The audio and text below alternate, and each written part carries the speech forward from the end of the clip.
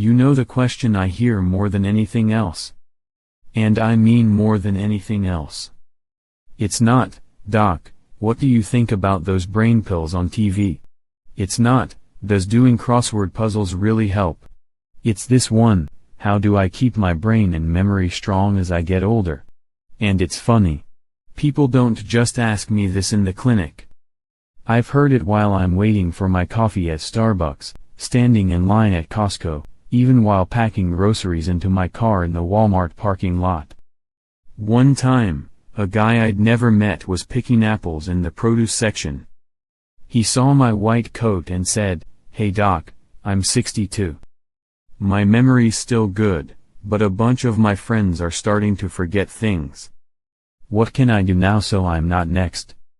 I love that question, because it's the right question to ask before there's a problem. See, dementia, what most folks call losing your memory, doesn't just show up one morning out of nowhere. It sneaks in. First, it's little things you might laugh off, like forgetting a name or misplacing your keys, but over time, those little things can add up to something much bigger. By the time most people realize what's happening, it's harder to turn things around. Not impossible, but harder. The good news? You don't have to be a brain doctor to protect your brain. You just have to pay attention.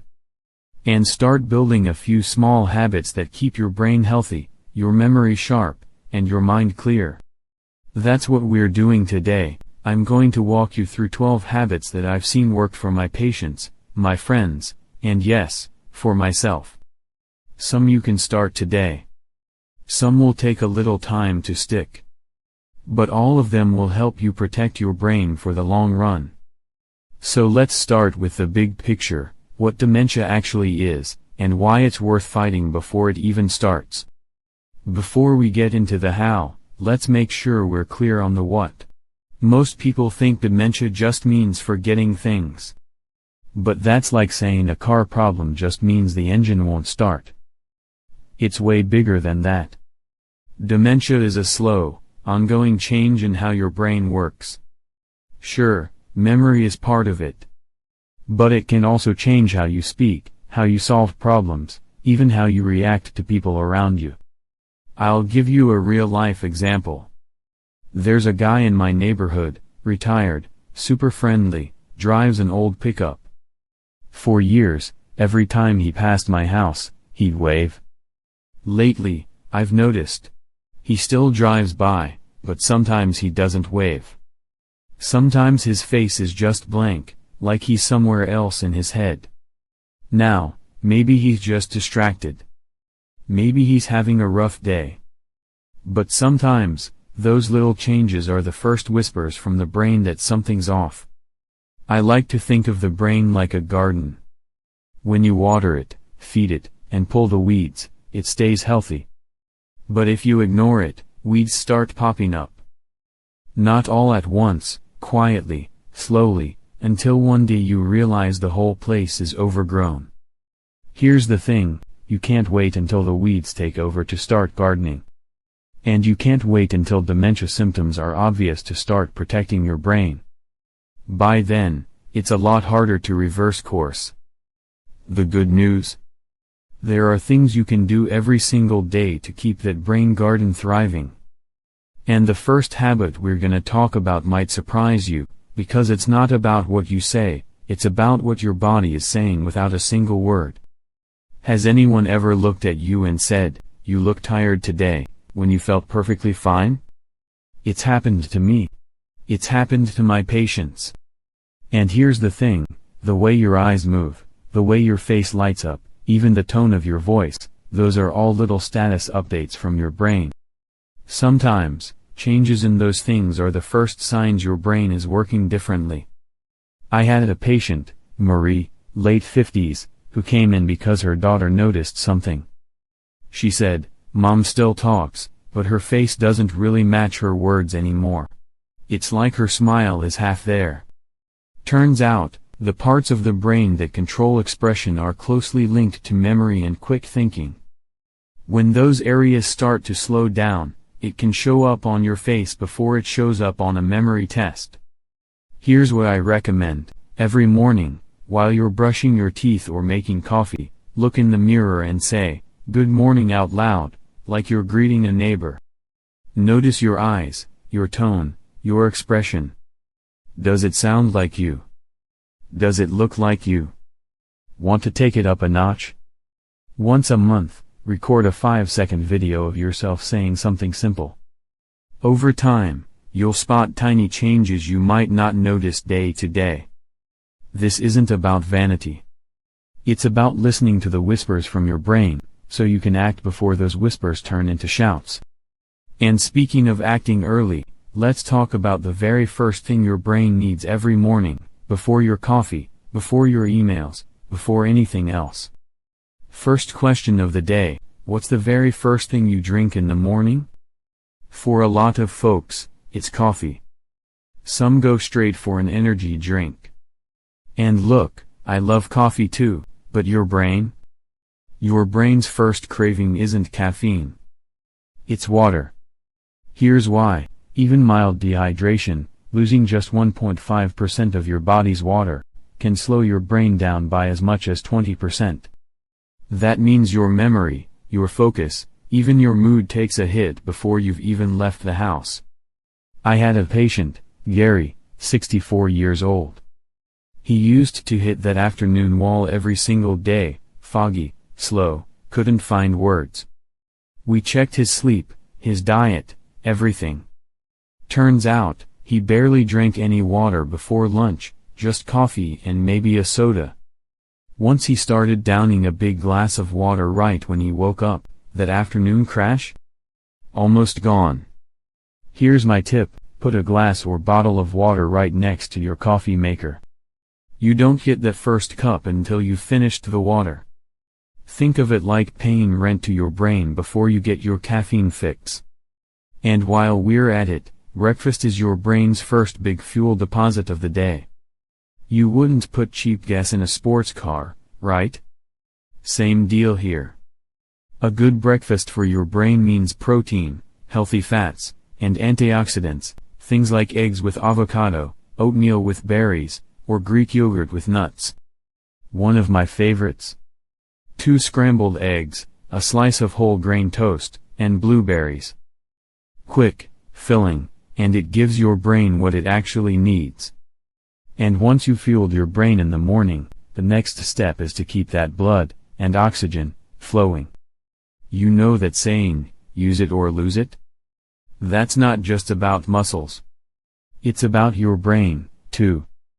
Every time you move your body, walk, stretch, dance, whatever, you're literally pumping more blood and oxygen up to your brain. That's like giving it a fresh delivery of groceries, nutrients, oxygen, and all the good stuff it needs to keep running. And here's the cool part, your brain actually responds. Physical activity boosts something called BDNF, brain-derived neurotrophic factor, which is basically Miracle-Gro for your neurons. It helps them grow, connect, and repair themselves. Now, I'm not telling you to go sign up for a marathon.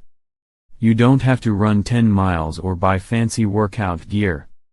What matters is movement, and doing it regularly. One of my patients, Ellen, hated gyms. But she loved gardening. So every morning, she'd spend 30 minutes outside pulling weeds, planting flowers, hauling the watering can around. Guess what? That counts. And her brain loved it.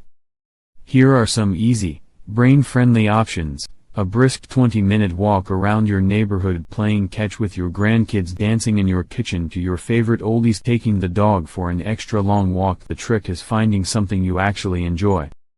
Because if you hate it, you won't stick with it.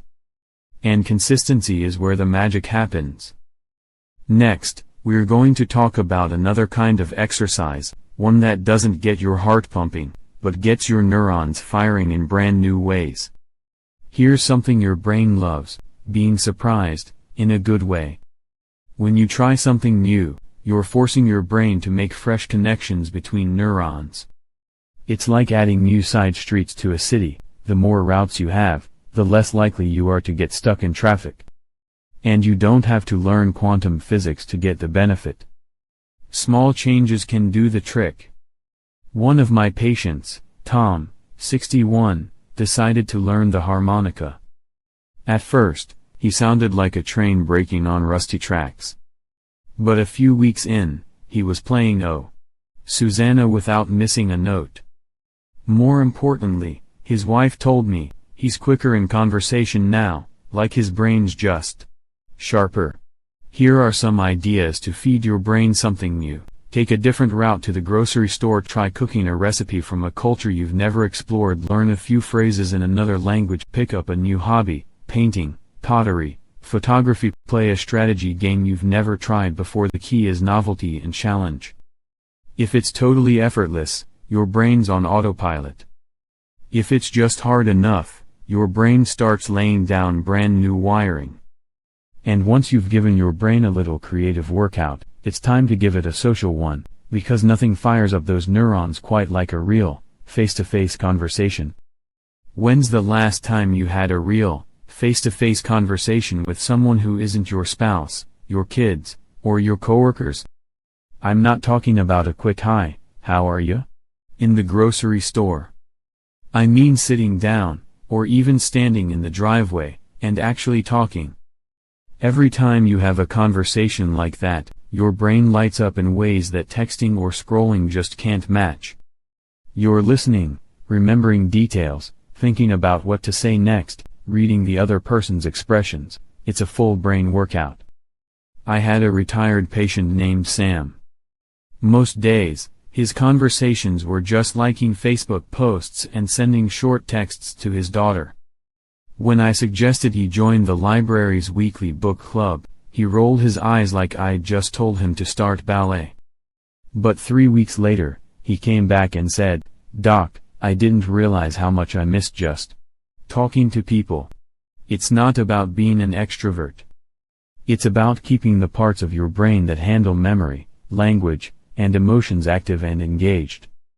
A few easy ideas: chat with a neighbor while you water the plants. Call a friend you haven't spoken to in a while. Join a hobby group at your community center. Volunteer somewhere you'll interact with others. Think of it this way: your brain's like a good pair of leather shoes.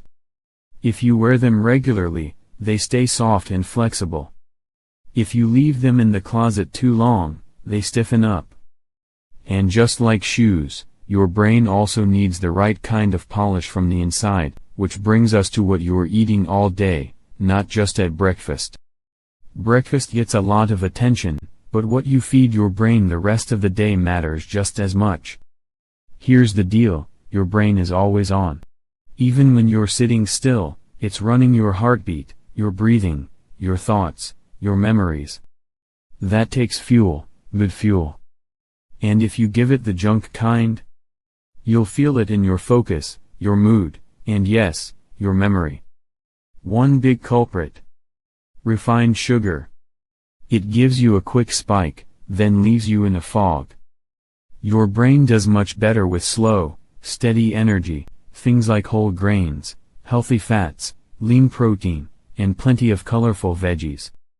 And let's not forget omega-3 fatty acids, your brain's favorite fat.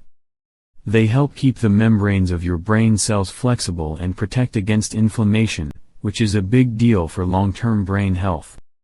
You can get them from salmon, sardines, trout, walnuts, flax seeds, chia seeds, omega-3 fortified eggs. One of my patients, Lisa, started swapping her mid-afternoon candy bar for a small handful of walnuts and a piece of fruit. She told me, "It's weird, my brain just feels steadier in the afternoons now." That's not weird. That's science. And if you're wondering, yes, you can still enjoy treats. The trick is making them the exception, not the foundation of your diet. But even with the best food, your brain has an enemy that can undo a lot of good work if you let it stick around too long, and that enemy is chronic stress. You ever notice how you can feel totally drained after a stressful day, even if you didn't move much at all? That's because stress isn't just in your head.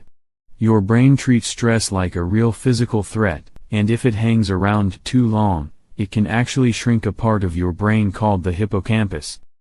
That's the area in charge of memory and learning. So yeah, long-term stress can literally make it harder to think and remember. I had a patient, Carlos, who was still working full-time at 66. He'd say, "Doc, I'm not tired from work. I'm tired from thinking about work." And he wasn't wrong. His blood pressure was fine, his labs were good, but his memory was starting to slip. Once he started doing just 5 minutes of deep breathing twice a day, he noticed he could recall names faster and stay calmer in meetings. Here are a few brain-friendly stress busters: the 4-7-8 breath. Inhale 4 seconds, hold 7, exhale 8. Take a short walk outside, no phone, no music, just fresh air. Listen to calming music. Carlos liked jazz. Write down 3 things you're grateful for every evening. The goal isn't to eliminate stress, that's impossible. It's to give your brain daily reset moments, so stress doesn't get the chance to settle in and do damage. And the best reset your brain can get, that happens while you sleep, which is why our next stop is nighttime, and the brain's own cleaning crew. You know that feeling when you leave dirty dishes in the sink overnight, and the kitchen just feels heavier the next morning? That's exactly what happens in your brain if you skip good, deep sleep. While you're asleep, especially during the deeper stages, your brain switches on something called the glymphatic system. Think of it as your brain's night shift cleaning crew. It literally flushes out waste, including proteins that can build up and hurt your memory over time. If you cut your sleep short, that cleanup doesn't get finished. I had a patient, Melinda, who prided herself on only needing 5 hours a night. She'd tell me, "Doc, I'm fine. I've been doing it for years." But when we tested her memory and focus, she was scoring lower than she should for her age. Once she committed to 7 hours of real sleep, no late-night emails, no phone in bed, her numbers improved, and she told me her mornings felt lighter. Here are a few ways to help your brain's cleaning crew do its job. Power down hour. Shut off screen 60 minutes before bed. Keep your bedroom dark and cool. Read something light or calming. Go to bed and wake up at the same time every day. Good sleep isn't a luxury, it's one of the most powerful dementia fighters we have. And while sleep is a solo activity, there's another brain protector you can't get alone, and that's connection with other people. Here's something a lot of folks don't realize: loneliness isn't just sad, it's dangerous. Research shows that feeling socially isolated can raise your risk of dementia about as much as some physical health problems do. Your brain is built for connection. When you're talking, laughing, listening, remembering details about people, you're firing up multiple brain regions at once. I knew a woman named Judy, 78 years old. Her kids lived in other states, and most of her old friends had moved away. She spent a lot of days watching TV alone. Her memory started to slip, not because she wasn't smart, but because her brain wasn't getting that social workout. When she joined a church volunteer group, helping with the food pantry twice a week, it was like someone turned the lights back on. She told me, "Doc, I didn't realize how much I missed being needed." Here are a few easy ways to stay connected. Join a club, book club, gardening group, bowling league. Volunteer somewhere that matters to you. Schedule weekly calls or video chats with friends or family. Say yes to neighborhood events, even if you don't feel like it at first. The point isn't how many friends you have, it's how often you engage. Even short, meaningful interactions can keep your brain sharp. And now, we've reached the last step. It's simple, but it might be the most important: choosing one thing and starting today. We've covered a lot: 12 habits, stories, little shifts you can make to keep your brain and memory strong. But here's the truth: you don't have to do all 12 at once. In fact, please don't. That's the fastest way to burn out and quit. I tell my patients this: pick one thing. One habit that feels doable, even easy, right now. Start there. When it sticks, when it becomes second nature, add another. I've seen people in their 70s and 80s keep their minds sharp just by layering one small habit on top of another. A morning glass of water. A 20-minute walk after dinner. Calling an old friend once a week. It adds up. My neighbor Bill is living proof. He started with walking his dog twice a day. Then he added crossword puzzles over coffee. Then he joined a Saturday breakfast group at the diner. 10 years later, he's still quick with a joke, still remembers everyone's name, and still beats me at Scrabble. You can't stop time. But you can make sure your brain stays as young as possible for as long as possible. So, what's the one thing you're going to start today?